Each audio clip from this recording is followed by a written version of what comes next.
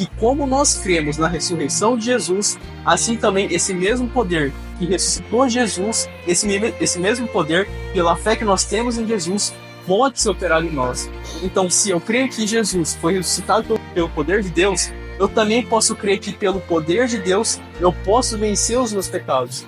Aquele mesmo poder que ressuscitou Jesus entre os mortos é o mesmo poder que eu posso ter agora, se eu tiver fé. A mesma fé que eu creio que Jesus ressuscitou dentre os mortos. Então aqui Paulo está falando justamente o seguinte: por que vocês creem que Jesus ressuscitou dentre os mortos, mas vocês não creem no poder que Deus pode usar para operar em vocês? Se revistam do poder e da armadura de Cristo, porque nós não lutamos contra a carne e o sangue, mas nós lutamos numa batalha, numa controvérsia espiritual, num grande conflito espiritual. Por isso Deus fala: revesti-vos da armadura de Deus e revesti-vos do poder de Deus. E nós muitas vezes temos fé no poder que Deus nos dá em certos pecados.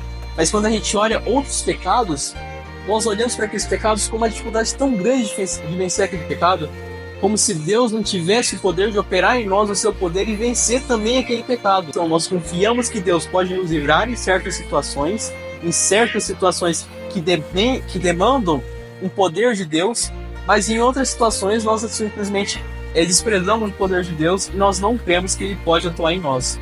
Nós também cremos que muitas vezes em alguns pecados Deus pode operar na gente, mas em outros não. Deus não pode operar nesses pecados porque são demasiados grandes, são demasiados difíceis de vencer. Mas Deus fala que Deus é o perfeito auxílio para todos aqueles que nele creem. Deus pode nos ajudar em qualquer tipo de tentação, independente da tentação. Lá fala que o mesmo poder que Deus concedeu para que ressuscitasse o seu Filho Jesus é nos dado esse mesmo poder para vencer todas as tentações. A Bíblia sempre chama a nós para a vitória sobre o pecado.